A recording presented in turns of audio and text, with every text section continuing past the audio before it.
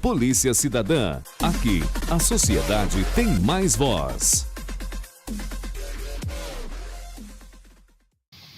Estamos transmitindo o programa Polícia Cidadã diretamente do 4º Fórum de Combate à Corrupção, que está sendo realizado pela Associação Nacional dos Delegados de Polícia Federal, em parceria com a OAB, aqui nas instalações da OAB do Rio de Janeiro. Recebemos o professor, doutor Luiz Flávio Gomes, diretor-presidente do Instituto Avante Brasil.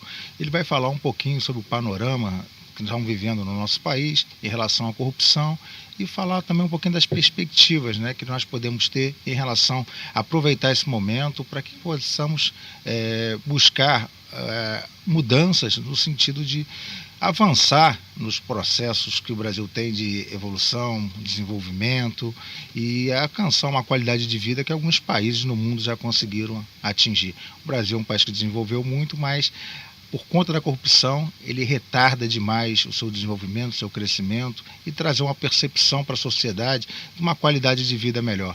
Doutor Luiz Flávio Gomes, agradecemos a presença. O senhor tem a palavra aí para falar, tecer uns comentários sobre a questão da corrupção no país. Ok, obrigado, Luiz Carlos. É um prazer, uma honra estar aqui com você nesse instante e também na 4ª Conferência Internacional, que nós já participamos de outras anteriores e hoje, com alegria redobrada, aqui estamos.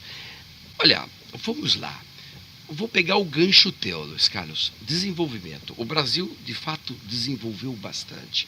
Se nós compararmos o Brasil de hoje com o Brasil de 50 anos, o nosso crescimento foi incrível, melhoramos muitas coisas, mas ainda restam umas reminiscências de atraso no Brasil. Uma delas, inequivocamente, é o sistema político. E a outra é como se faz carreira política no Brasil. É uma vergonha. Porque a carreira política, ela se entrosa com o mundo empresarial, e aí vem financiamento do empresário para depois conquistar contratos públicos superfaturados.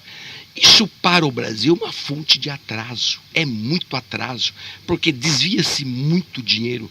A corrupção hoje, nas estatísticas médias, a uma da Fiesp e a outra da ONU, calcula-se algo em torno de 400 milhões por dia. 400 milhões por dia, o que dá quase 200 bilhões por ano de corrupção. Isso daria para a gente reestruturar o Brasil inteiro e conseguir aqueles pontos que nós ainda estamos para trás, conseguir evoluir, crescer, fazer do Brasil realmente não só uma das 10 economias do mundo, mais que isso, temos que ser um dos 10 países do mundo, em tudo, né? Em educação, em tecnologia, temos que suprir toda essa nossa deficiência tecnológica, ficamos para trás, e melhorar a educação geral da população, que é outro foco de atraso do Brasil. Agora, se então a corrupção entre o mundo empresarial e o mundo político é um problema grave, vamos atacá-lo. É o que a Lava Jato está fazendo. A Polícia Federal, juntamente com a Força Tarefa de Curitiba, mais o juiz Moro, mais o Supremo e mais a Procuradoria-Geral da República. São 5 esteios básicos, os centrais. Depois você tem Receita Federal, SCOAF, etc. Mas os esteios centrais da Lava Jato, nós temos que dar vida para eles. Eles têm que trabalhar com recursos adequados, independência, autonomia, pois do contrário, o que vai acontecer? Se nós não cuidarmos, as forças, os inimigos externos dessas instituições, eles vão fazer de tudo para acabar com a Lava Jato. Não interessa a Lava Jato para esse mundo de corrupção político-empresarial. Não interessa, uma Lava Jato tirou muitos recursos deles. Nos 2 últimos anos, várias empresas perderam bilhões e bilhões por causa das investigações. Logo, eles não querem saber disso, até porque eles são o poder, eles são os donos do poder, eles são as elites dirigentes do país e sempre se beneficiaram de uma impunidade clássica entre nós. Os donos do poder sempre ficaram impunes. De repente, vem alguém forte e ataca e vai no cerne da questão, eles se sentem acuados. Hoje, todos estão acuados, mas eles vão reagir. Já estão reagindo, eles estão reagindo. Veja você, por exemplo, a lei da repatriação de recursos, foi gente com muito dinheiro que mandou tudo para fora do Brasil sem comunicar ao fisco. Pois isso é sonegação, evasão de divisas, e muito ali foi lavagem de dinheiro. Claramente foi lavagem de dinheiro. E agora você dá uma anistia para repatriamento, repatriação, pronto, já acertou. Muitos fazem da sonegação de impostos algo sistêmico, planejado. Uma sonegação planejada. Por quê? Se der problema, eu vou ter anistia do refis. Então, toda hora eles vão buscar uma anistia. E agora, como nós vimos, já estão querendo anistiar todo o Caixa 2 de campanhas no Brasil. Isso é de uma injustiça medonha. Isso é um tapa na cara da sociedade que quer mudar o país e quer uns parâmetros mínimos de ética e de moralidade. E eles não querem saber disso. Logo, eles viram as costas para a sociedade e vão aprovando leis e leis, fazendo exatamente o que a Itália fez em 94, sobretudo em 94, quando Berlusconi assume o poder e começa a aprovar leis de anistia, leis de encurtamento de prazo prescricional, começou a prescrever tudo. Bom, isso aí acabou com a Operação Mãos Limpas na Itália. Acabou. Eles acabaram. É um retrocesso muito grande na entrada do Berlusconi. E a gente tem que evitar que isso ocorra no Brasil. A gente perca nossas ferramentas de investigação trazidas pela lei de lavagem de dinheiro e a lei de combate ao crime organizado. Mas, senhor, por favor, continue. Isso é exatamente... Você tem que ter uma base legislativa para que a polícia saiba como agir, para que o juiz saiba como aplicar uma pena, o Ministério Público dentro da lei. O Estado de Direito nós precisamos. E isso veio, de fato, com a lei do crime organizado, com a lei de lavagem de capitais, a lei anticorrupção. Agora, nada superou a delação premiada. A delação é a maior revolução, seja epistemológica, seja probatória, de todo o nosso processo penal, de toda a nossa história. Nenhum instrumento foi mais eficaz para o combate ao crime das castas, o crime das elites, do que a delação premiada. E por que aconteceu isso? Porque houve uma lei aprovada em junho de 2013, na onda daquelas manifestações de junho, aliás, a lei é aprovada em julho, na onda das manifestações de junho, o Congresso ficou acuado, aprova a lei, e eles não tinham ideia do que isso iria significar para o futuro. Se tivesse ideia, não teriam aprovado. Está aí a lei, e isto muda, inclusive, o sentido da função policial do Ministério Público, do juiz e da Justiça. Por quê? O mais importante em tudo é buscar a certeza do castigo. Não é tanto ficar mudando a lei e ampliando penas, mas que não aplica nunca. Então, isso mudou muito o sentido da justiça. Vamos buscar efetividade. Nós temos que, de fato, fazer aplicar as coisas. A delação permitiu isso. Foi uma grande revolução. Mas também só aconteceu isso porque os componentes do crime organizado dos poderosos, eles abandonaram um velho código deles, que é o código da omertá, que é a lei do silêncio da máfia. Eles abandonaram a omertá, mas só abandonaram a omertá, o silêncio, porque os prêmios são interessantes que estão na lei, porque havia recompensas sérias, com garantias, inclusive. Então, em síntese, a lei foi muito bem feita, e aqui nós temos que elogiar o legislador. Muito bem, parabéns a ele. Fez uma lei bem feita, mudou tudo. A omertá foi-se embora, por enquanto as delações estão vindo, tem que ser feito tudo dentro da lei, está tudo bem. Agora, tem outro aspecto muito relevante a ser abordado em tudo isso. É o empoderamento de cada instituição. Agora, Luiz Carlos, não é mais a lei. Por quê? Convenhamos, vamos raciocinar. Leis para a polícia agir, para o MP denunciar, para o juiz condenar, leis o Brasil tem aos montes. Mas a pergunta, por que algumas instituições se empoderaram e não precisaram de leis novas para se empoderar? E por que outras instituições congêneres não se empoderam no Brasil? Há uma diferença muito grande entre instituições que fazem a mesma coisa no Brasil. Só que uma está empoderada, a outra não está empoderada. Nós temos no Brasil hoje 17 mil juízes. Por que o Moro se empoderou? Então, o empoderamento é algo já fático, que você diz, eu estou com a lei na mão. Se a lei está na mão, eu vou aplicar a lei. É o império da lei. O empoderamento é o império império da lei. É o Estado democrático de direito, né? Onde o direito impera. E o direito tem que imperar, a lei tem que imperar. Se a lei diz, olha, é crime caixa 2, meu filho, é crime caixa 2. E vamos apurar esse caixa 2. Por que a justiça eleitoral brasileira tem sido tão resistente a apurar esses crimes? Pode passar os olhos na jurisprudência, pouquíssimas condenações de caixa 2. E eu te pergunto, quantos milhões de caixa 2 não são para Doutor Luiz, eu vou lhe permitir fazer uma pergunta, aproveitando o tema que o senhor falou do caixa 2. Caixa 2 não é lavagem de dinheiro? Não tem ocultação ou dissimulação de capitais no caixa 2? As duas coisas você tem que considerar hoje. Mas aqui é importante você distinguir, o que a mídia não está fazendo para o público, distinguir o caixa 1 lavagem e o caixa 2. São duas coisas diferentes.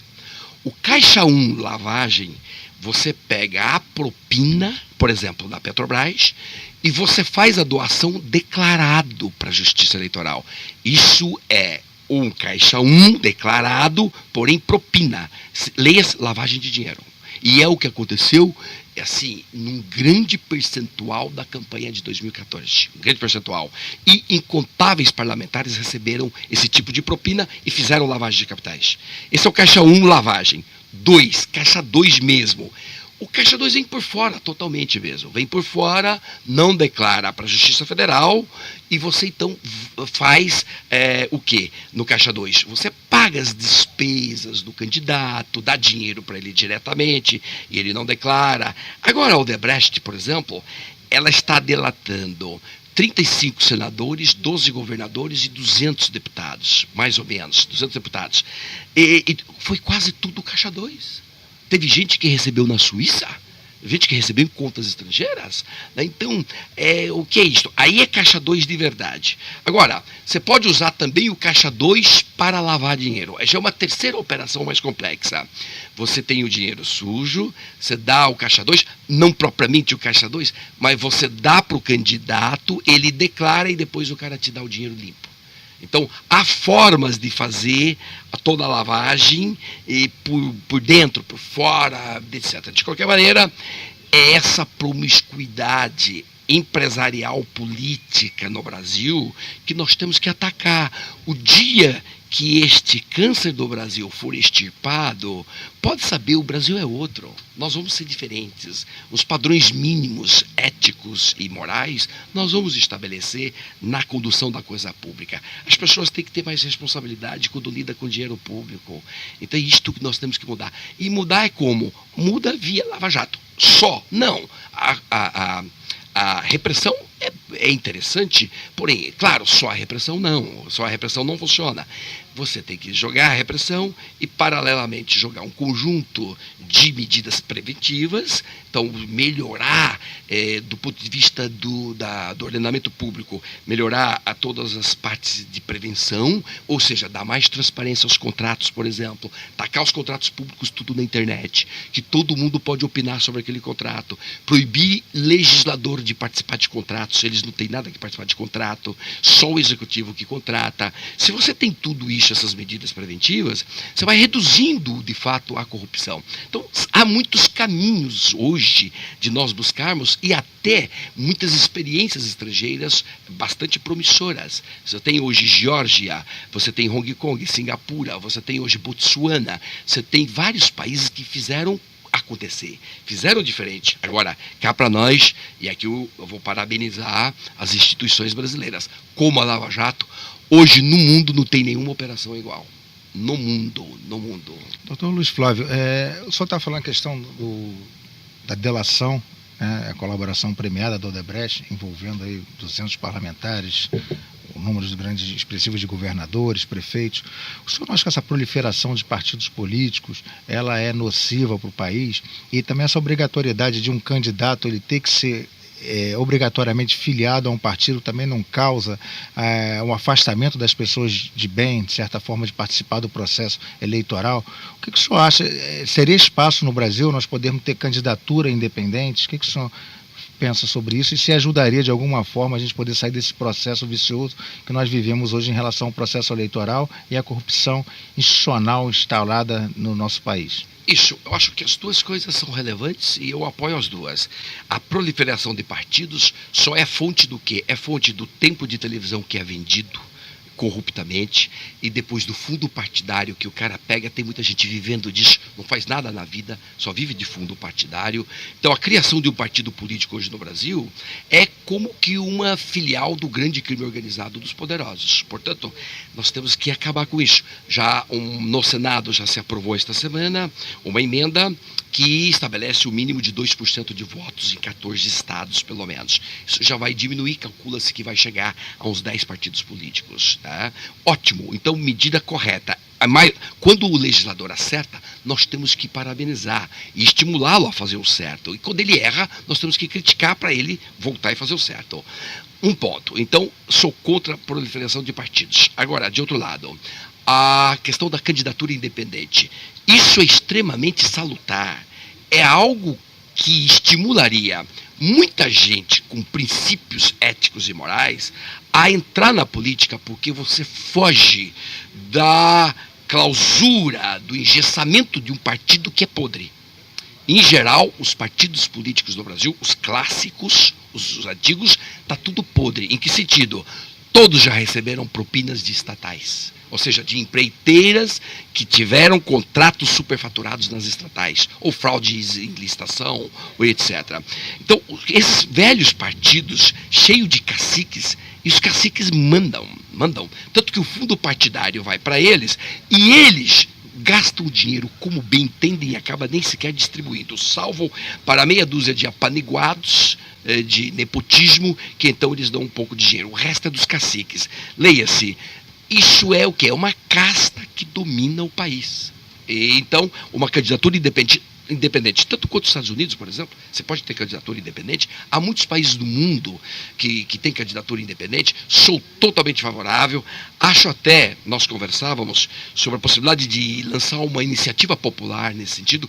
Para quê? Para captar na sociedade gente do bem que entre na política fora dos esquemas que estão aí e que dentro do Congresso Nacional possa cumprir um excelente papel, se não de aprovar as coisas, pelo menos de vetar as barbaridades. Se você tiver um grupo hoje dentro do Congresso que vete as barbaridades, como no dia 19 de setembro, tentaram aprovar a anistia do Caixa 2, um grupo pequeno de parlamentares, bateram, inclusive um deputado do Rio de Janeiro, Mírio Teixeira, disse, não pode, isso é uma vergonha, aprovar uma anistia de Caixa 2. Então uma minoria conseguiu resistir e derrubar a pouca vergonha que estava instalada naquele instante dentro da Câmara dos Deputados. Então, em síntese, as coisas vão acontecendo, mas candidatura independente é muito acertado. Isso é um ponto que o Brasil precisa. Doutor Luiz Flávio, para a gente encerrar, eu queria que o senhor comentasse um pouquinho sobre essa questão das instituições. A gente estava conversando há pouco sobre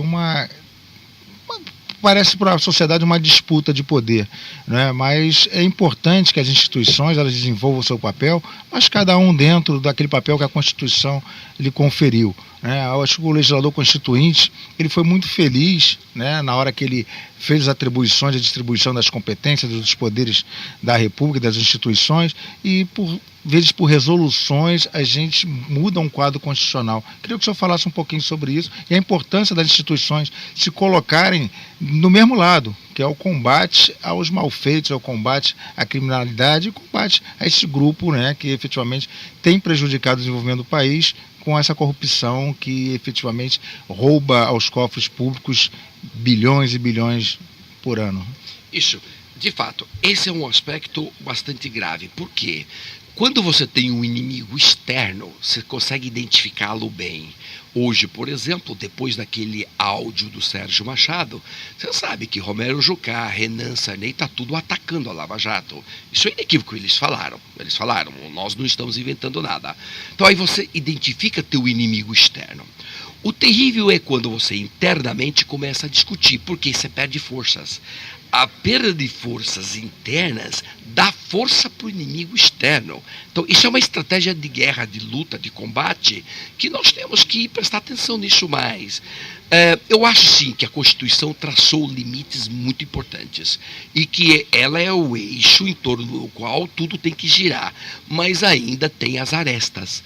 Nas arestas ainda sobra espaço para esses conflitos institucionais. Aí, o que falta? Uma mediação. Tem que ter aí gente mediadora do lado de cada instituição, magistratura, MP, auditoria fiscal, Polícia Federal. Tem que ter uma mediação contínua. Tinha que ter um tipo de, ainda que fosse paralelo e não oficializado, mediadores de cada instituição. E aí começar a conversar. Porque só dialogando que você encontra pontos de otimização de cada atividade. E é isso que a sociedade hoje espera dos agentes públicos. A sociedade não quer que eles briguem, eles quer que eles se entendam. Então faz falta esses tipos de mediadores de cada instituição para continuamente estar trabalhando as arestas que ainda, como cupim, fica ainda comendo as forças. E olhe que as forças institucionais não são tantas, porque um país como o Brasil não tem assim uma abundância de recursos materiais, uma abundância de gente, não é assim, é tudo muito milimetricamente ali dosado. Então precisa o quê? Não perder força. Aquele dinheiro que vem, que é escasso, usa o escasso na direção certa, no ponto certo. E nesse sentido, a Lava Jato, todas as instituições que estão na Lava Jato, acertaram em cheio, porque foi no ponto que mais prejudica o desenvolvimento do Brasil, que é o lugar que mais se rouba. O maior roubo do Brasil está nas elites dirigentes, ali no meio deles, nas castas, nessas cúpulas, e é ali que eles roubam demais para enriquecimento deles, ou para preservação de poder, para manutenção de poder. É aí que tem que bater mesmo, está corretíssimo. Claro, outras instituições cuidam dos outros crimes, há outros crimes que estão perturbando a sociedade brasileira, mas Lava Jato ou operação parecida tem que ir no ponto, e está indo. Agora tem que ter força, e tem que ter apoio popular, e esse apoio popular ele vai até certa altura. Aí o cuidado, porque na Itália a Operação Mãos Limpas morreu depois de 2 anos porque perdeu a força popular. Os políticos ganharam muita força e massacraram, porque, primeiro, ataque a todos os envolvidos, ataque à polícia, ataque ao Ministério Público, ataque a todo mundo, e, de outro lado, houve aí uma movimentação midiática medonha em cima da Operação Mãos Limpas, também alguns suicídios de alguns empresários, impressionou muito a sociedade, isso impactou, e o problema terrível, maior, o que perdeu o apoio popular completo, foi quando a Operação Mãos Limpas começou a pegar a corrupção do guarda da esquina, do fiscal da prefeitura. Aí a sociedade disse, opa, agora não, agora nós queríamos que desse uma limpada na casta, mas você vai pegar toda a sociedade. Aí um país como a Itália, que é corrupto tanto quanto o Brasil, você colocaria na cadeia metade do país, né? Então, são os cuidados estratégicos que tem que ter, são várias estratégias. Daí a ideia que eu insistiria, tipo de um conselho mediador institucional, para inclusive internamente fazer as críticas internas. Por exemplo, se houver um excesso de uma autoridade em algum ponto, numa entrevista, no modo de falar e tudo, este conselho meio informal diria, olha, não vai por aí porque a gente perde força. Então, qualquer excesso hoje da Operação Lava Jato é prato cheio para os inimigos que querem acabar com a Lava Jato e, portanto, o atraso do Brasil. E o senhor consegue identificar hoje na sociedade alguma instituição, algum ator que poderia iniciar esse processo de mediação e de acompanhamento, né? Seria efetivamente um fiscal das ações que são colocadas fora das instituições, pudesse ter um olhar de supervisão em relação àquilo que está fazendo, porque muitas vezes as instituições envolvidas, elas não conseguem enxergar determinados excessos, determinadas falhas, omissões ou sobreposições, e efetivamente era preciso ter essa supervisão, alguém de fora que olhasse e pudesse perceber essa movimentação e ajudar no sentido positivo. Eu acho que um conselho... E legitimada pela sociedade. Legitimado pela sociedade, que é o mais importante. Não necessariamente até por lei, porque porque não vai passar uma lei nesse sentido. Eles não vão deixar passar. Eu acho o seguinte, esse conselho tinha que ser misto. Cada entidade tem que ter seus representantes para colocar o teu ponto de vista. E depois o outro coloca o outro ponto de vista. Aí dá o conflito. Bom, deu o conflito, então. E representantes da sociedade civil, gente que entenda de tudo isso, que possa opinar, que seja equilibrado, razoável, sensato e que esteja preocupado só com os interesses da nação. Porque se tem ali um ladrão dentro disso, esse ladrão vai querer jogar a favor dos inimigos, que são aí o mundo empresarial e político que está envolvido com corrupção. Então não pode. Tem que ser gente realmente gabaritada, digamos assim, aceita pelas instituições todas, não pode ninguém vetar. Se um vetar, não pode, porque aí não tem o equilíbrio suficiente. Uma instituição desse tipo, paralela, eu acho que apararia todas as arestas institucionais e daria uma força medonha para a Operação Lava Jato e outras congêneres que já estão surgindo no Brasil. Isto sim, e com a legitimidade popular. Isso é fundamental. Não deixar se perder, por exemplo, numa entrevista você pode derrubar todo um trabalho de uma investigação. Num trabalho policial, você derruba 1000 que você fez extraordinário. Pega o exemplo da escola base. Todo mundo ali trabalhou em 1000 casos e fez bem para a sociedade. Mas num caso foi horrível. Conclusão, aquele que fica. E aí a sociedade diz, não apoio mais. Olha o que eles estão fazendo. Então, essas coisas, poderiam funcionar muito bem com reuniões contínuas, análises logo imediatas em relação a cada procedimento. Aí você vai criando o quê? Você vai criando um tipo de um código deontológico. Tem que ter um código deontológico institucional. Dizendo, olha, isto eu não posso fazer. Eu gostaria de falar isto. Você não vai falar, porque você vai estragar a imagem da instituição, você vai perder o apoio popular. Então, seria interessante o Brasil trabalhar com essa ideia. Eu acho uma ideia muito boa, e aproximaria todo mundo e começar a dialogar, conversar. Se nós não conversarmos, perde a energia. E aí cada um faz o que bem entende. Aí um critica o outro, pronto. Se um critica o outro, aí é danou-se. Então, eu acho uma boa estratégia institucional reforçar as instituições. Dr. Luiz Flávio, agradeço muito em nome do programa Polícia Cidadã a sua participação. Com certeza uma contribuição muito grande para todos aqui que no Brasil querem ver a mudança, querem um país melhor. E, como o senhor falou, a sociedade civil ela precisa se mobilizar, acompanhar as instituições, a gente buscar soluções que sejam legítimas, né? Tenham apoio popular, que seja efetivamente a vontade daqueles que querem ver um país melhor.